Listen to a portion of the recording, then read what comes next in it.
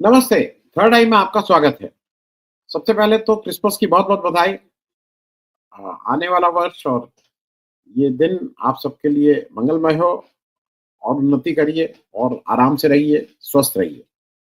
तो आज थोड़ी बात इसलिए करना ज़रूरी है बांग्लादेश की कि कुछ चीज़ें ऐसी होती हैं जिसको जो अवॉइड की जा सकती हैं। कुछ चीज़ें ऐसी होती हैं कि जिसमें देश का स्वार्थ सबसे सर्वोपरि होता है और ये हमें सीखना चाहिए अमेरिका से। अमेरिका बिल्कुल क्लियर है। अमेरिका का स्वार्थ सबसे ऊपर और उसके बाद व्यक्तिगत दोस्ती इत्यादि, इत्यादि। और वो हमने अभी देखा भी कि ना मतलब जैसे इसको कहते हैं मोदी जी को बहुत नाज़ था माय फ्रेंड ट्रम्प, अब की बार ट्रम्प सरकार। लेकिन अब की बार ट्रम्प सरकार उस तरह से बात नहीं कर रहा है। अब की बार ट्रम्प सरकार जो है वो धता बता रहा है। वो बहुत सी चीज़ों पे मोदी जी को उस तरह की लिवरेज नहीं दे रहा है जैसी मोदी जी उम्मीद करते रहे। ये बात मैं इसलिए कह रहा हूँ कि बांग्लादेश में 5 अगस्त को शेख हसीना का बांग्लादेश से भाग के वो भारत आई। अब सितंबर, अक्टूबर, नवंबर, दिसंबर 4 महीने से ज़्यादा हो गया और शेख हसीना हिंदुस्तान में है।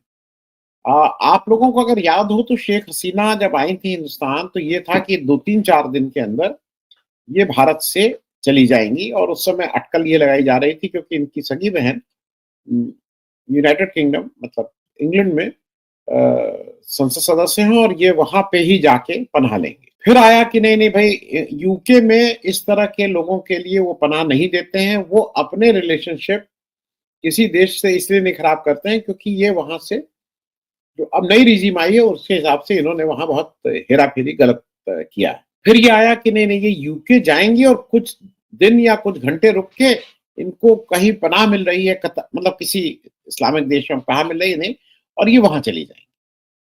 वो भी नहीं हुआ।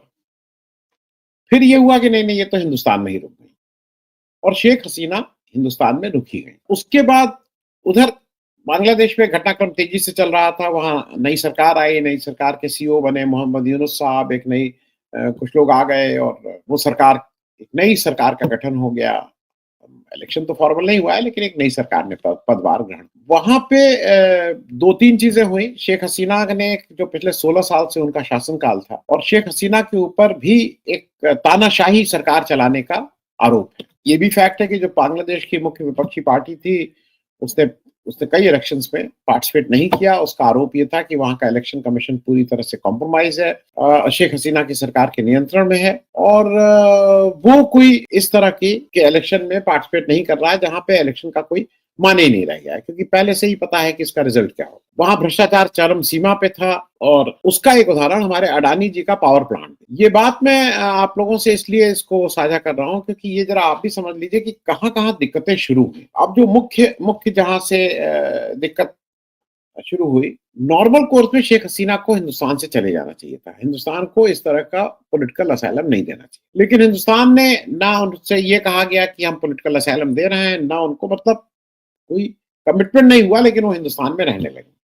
ठीक है भाई, यहाँ तक भी ठीक। बांग्लादेश में इनके ऊपर कई क्रिमिनल केसेस दर्ज हुए, सत्ता से रिलेटेड हुए, लोगों का कहना है कि वहाँ से लोग मारे गए, पॉलिटिकल किलिंग हुई इत्यादि, इत्यादि और उसमें कुछ भ्रष्टाचार और हेरा-फेरी के भी। और वहाँ पे एक प्रमुख केस जो बहुत प्रमुखता पा रहा है बांग्लादेश में, वो अडानी जी ने जो एक पावर प्लांट की डीलिंग की थी, वो बात। मैं उसके डिटेल्स मैं कई बार कर चुका हूँ, मैं बहुत बहुत क्विकली 1 मिनट में आपको फिर से ब्रीफ कर दूँ। एक अजीब-सी डील होती है। अजीब-सी डील इसलिए हम कह रहे हैं कि बांग्लादेश भारत के प्रधानमंत्री जाते हैं और सरकारी तंत्र पे होता है कि हम आपके साथ कुछ प्रोजेक्ट करेंगे, सरकार। अडानी जी वहाँ उसमें इन्वॉल्व हो जाते हैं। अडानी जी का जो पावर प्रोजेक्ट वहाँ पे लगाने का प्लान होता है, वो वो ये होता है कि भारत के झारखंड राज्य के गोड्डा जिले में वो प्लांट लगाया जाएगा पावर प्लांट। पावर प्लांट क्या होगा? थर्मल पावर मतलब कोयले से बिजली बनेगी। कोयला कहाँ से आएगा? झारखंड भारत के पहले 2-3 उन राज्यों में है जहाँ पे बहुत ज़्यादा कोयला होता है और ख़ास करके थर्मल कोकिंग। लेकिन नहीं, कोयला अडानी जी लेके आएँगे ऑस्ट्रेलिया से। क्या लॉजिक है इसका? कोई मतलब नहीं। ऑस्ट्रेलिया से कोयला आएगा, उतरेगा उड़ीसा के पोर्ट पे 700 किलोमीटर चल के आएगा गोड्डा, गोड्डा में फिर वो पावर जनरेशन होगा और फिर यहाँ से पावर चली जाएगी बांग्लादेश।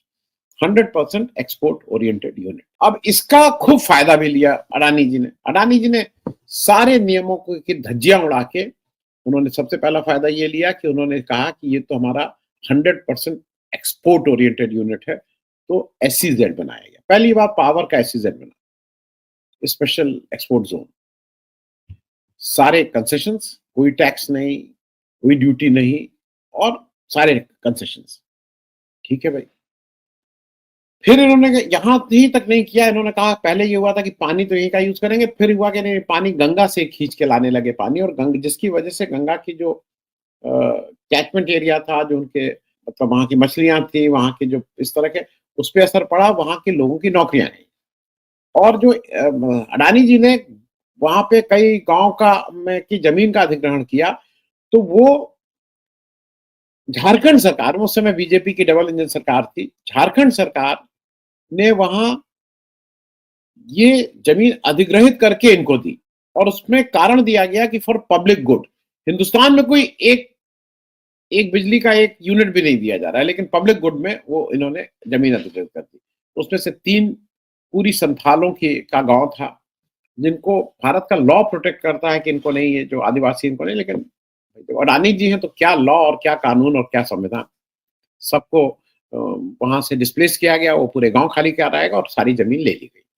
अब अडानी जी का वहां प्लांट लग गया। प्लांट के बारे में बता दूं, प्लांट जो है वो मुख्य रूप से चाइना से आया, क्योंकि भाई चाइना से प्रेम है, तो इसलिए चाइना से प्लांट आ गया, ये सब हो गया। अब उसके बाद क्या हुआ कि अडानी जी ने बिजली वो की, और अडानी जी ने बिजली सप्लाई करनी शुरू की बांग्लादेश को, और बांग्लादेश में कुछ अनाप शनाप रेट पे इन्होंने बिजली की आपूर्ति। अनाप शनाप इसलिए बोल रहा हूँ, शायद 14 रुपए कुछ पैसा यूनिट इन्होंने बांग्लादेश में देना शुरू किया, जबकि वही बिजली भारत के कुछ जो और प्लांट थे वो बिजली 7-8 रुपए पे दे रहे थे। मतलब करीब करीब इन्होंने दुगने दाम पे वहां पे बिजली सप्लाई करना शुरू। सिर्फ यहीं तक मामला नहीं रुका, बिजली भी सप्लाई करते जा रहे थे, यहाँ सारे टैक्स कंसेशन थे, उस पे दाम पे कुछ वो नहीं था, और पोल्यूशन ये अलग फैला रहे थे भारत में, लेकिन अडानी जी सब काम करने लगे। बांग्लादेश में इस बीच इस कॉन्ट्रैक्ट को लेके बहुत कुछ हुआ, और ये बिल्कुल साफ साफ था, जिसको कहते हैं ना, 1 रुपए की चीज 10 रुपए में बांग्लादेश खरीद रहा था। भारत उसमें पोल्यूशन झेल रहा था, किसी देश का कोई फायदा नहीं था। हाँ, और एक चीज ये भी थी कि जब ये पावर प्लांट लगाने की पेशकश की थी अडानी जी ने उस समय, तो बांग्लादेश में उस समय इंस्टॉल कैपेसिटी बिजली की उनकी जो जरूरत थी उससे ज्यादा थी, तो उनको कोई जरूरत भी नहीं थी इस तरह, लेकिन जबरदस्ती उनको, जिसको कहते हैं ना, ये चेप दिया गया भाई। शेख हसीना की सरकार गई, और ये एक चार्जेस ये भी लगा कि इनकी साठ घाट करके इन्होंने कुछ ये अडानी जी को ये पावर प्लांट दिया, और इसमें पैसा कोई भी, मतलब ये तो इसमें कोई बहुत इन्वेस्टिगेशन की जरूरत नहीं है कि 1 रुपए की चीज 10 रुपए में बेच रहे हैं, तो इसमें कुछ ना कुछ तो हेरा फेरी है ही। अडानी जी ने अपना कॉन्ट्रैक्ट ये बनाया था कि cost of generation plus something, और कॉस्ट ऑफ जनरेशन में कॉस्ट ऑफ कोयला लाएंगे ऑस्ट्रेलिया से, 700 किलोमीटर अंदर चलाएंगे, और फिर वो सारी कॉस्ट जुड़ेगी बांग्लादेश की। बांग्लादेश में इनका जब ये हो गया, उसका धीरे धीरे बांग्लादेश से पैसा नहीं दे पा रहा था। अब चूंकि ये सारी बिजली भेजनी थी इनको बांग्लादेश, 6,500 करोड़ रुपए का सुनते हैं आज की तारीख में बकाया है। जब वो बांग्लादेश नहीं दे पा रहा है या नहीं दे रहा है, वो कह रहा है इन्वेस्टिगेशन होगा उसमें। अब जो मुख्य जो बात है वो समझने वाली ये है कि ये कोई शेख हसीना से प्रेम नहीं है कि उनको यहां रखना है और बांग्लादेश से बहुत प्रेम है। मुख्य बात यह है कि अगर शेख हसीना जी के ऊपर कुछ भी कार्रवाई होती है तो मामला खुलेगा। अब बांग्लादेश ने फॉर्मली डिप्लोमेटिक लेवल पे, मतलब उनकी मिनिस्ट्री ऑफ एक्सटर्नल अफेयर्स ने भारत के डिप्लोमेटिक लेवल पे इनको बांग्लादेश भेजने का आग्रह किया है, जिसको एक्सट्रेडिशन बोलते हैं। भारत और बांग्लादेश के बीच एक एक्सट्रेडिशन ट्रीटी एग्जिस्ट करती है 2013 से, फिर उसमें कुछ क्लॉजेस चेंज हुए 2016 में, लेकिन उसमें कुछ क्लॉज ये भी हैं कि एग्जेम्प्टेड है, कि अगर पॉलिटिकल नेचर का है तो भारत उसको भेजने से मना कर सकते, या इनके ऊपर जो मुकदमा चल रहा है वो made in good faith in the interest of justice. मतलब काफी कानून में ये लूप होल है कि अगर भारत सरकार चाहे तो इनको ना। यहाँ एक्चुअली क्या हुआ, जब ये आ गई थी तो ठीक था। दिसंबर महीने में इन्होंने भारत की धरती पे बैठ के इन्होंने बांग्लादेश की सरकार को गरियाना शुरू किया, शेख हसीना ने, और भारत उसमें उनको आगे बढ़ावा देने लगा, जिसकी कोई ज़रूरत नहीं थी। अगर आप यहाँ हैं चुपचाप, भारत क्यों इसको अलाउ किया? भाई एक वहाँ ये उनके अपने इंटरनल मामले थे, ये अच्छी हैं, बुरी हैं, बेईमानी की है, नहीं की है, बांग्लादेश जाने, बांग्लादेश की अदालत जाने, हमसे क्या लेना? लेकिन आप अपने देश में उनको रोक के यहाँ से गाली दिलवाइए उनकी रिजीम को कि वो जेनोसाइड करवा रहे हैं, वो खुकार लोग हैं, फलाना है, तो इसकी क्या ज़रूरत? ये भारत ने अपनी धरती पे बैठ के इनसे ये काम करवाना शुरू। अब बांग्लादेश को भाई नेचुरली, और बांग्लादेश को 9 दिसंबर को अभी जो मिस्री जी हमारे फॉरेन सेक्रेटरी थे, वो गए थे, मिल के आए यूनुस जी से। यूनुस जी का जो एक मुख्य वो था, उन्होंने कहा था भारत की धरती पे बैठ के हमें गाली देते हैं, उन्होंने साफ-साफ इस बात को रेज़ किया और वो यहाँ की सरकार को भला-बुरा कहते हैं। अब उन्होंने फॉर्मली एक एक्स्ट्राडिशन ट्रीटी डाल दी। अब भारत सरकार में मुझे जैसा लोग कहते हैं, नहीं मेरे पूरी वो है कि ये एक्चुअली एक बार्गेनिंग चिप की तरह लेन-देन के मामले में इनसे ये सब लेन-देन होगा। लेकिन भेजा इसलिए नहीं जाएगा कि इसके प्राइस और क्या-क्या भारत दे रहा है वो भी मैं बताता हूँ, लेकिन भेजा इसलिए नहीं जाएगा कि अगर वहाँ जाते हैं तो अडानी जी की सारी पोल पट्टी खुल जाएगी। ₹1 का माल ₹10 में बेचा जा रहा है, ₹9 कहाँ जा रहा है, कौन क्या जा रहा है, किसको कितना जा रहा है, ये सारी चीज़ें खुल जाएँगी। खुल जाएँगी तो किसके पास जा रहा है और क्यों जा रहा है और कैसे जा रहा है, इसके लिए कोई बहुत इन्वेस्टिगेटिंग जर्नलिज्म की ज़रूरत नहीं है, सबको पता है किसके पास जा रहा है, किसके पास क्या शेयर गया। अब शेयर का अनुपात नहीं मालूम होगा कि ₹9 में कौन ₹5 रख रहा है, कौन ₹4 रख रहा है, कौन ₹2 रख रहा है, कौन अठन्नी रख रहा है, कौन चवन्नी रख रहा है। लेकिन खुली लूट है और उस लूट में सारे लोग भागीदार हैं। अब ये डर अडानी जी को है कि वहां जाएंगे नहीं, वहां जाएंगे तो अडानी से ज्यादा भारत सरकार के प्रमुख लोगों को यह है कि भैया वहां भेज दिया तो ये सारी बात अगर पोल पट्टी खुल गई तो बड़ा लंबा गड़बड़ हो जाएगा, तो इनको तो भेजा नहीं जाएगा, ये तय है शेख हसीना। लेकिन बैठे बिठाए हमने एक अपने बगल के राज्य से जिसको कहते हैं ना पंगा ले लिया। अब एक चीज और बता दूं जो जो जानना जरूरी है, भारत में जो टोटल टूरिस्ट आते हैं, तो जिसको फॉरेन टूरिस्ट अराइवल एफटीए बोलते हैं, उसमें सबसे ज्यादा जो परसेंटेज होता था वो बांग्लादेश के टूरिस्ट का होता है। ये भी समझ लीजिए, बांग्लादेश के टूरिस्ट, भारत के कुल टूरिस्ट अगर 100 आते हैं तो करीब एक जमाने में 23-24 1/4 टूरिस्ट केवल बांग्लादेश से आते थे, टोटल फॉरेन टूरिस्ट का अराइवल।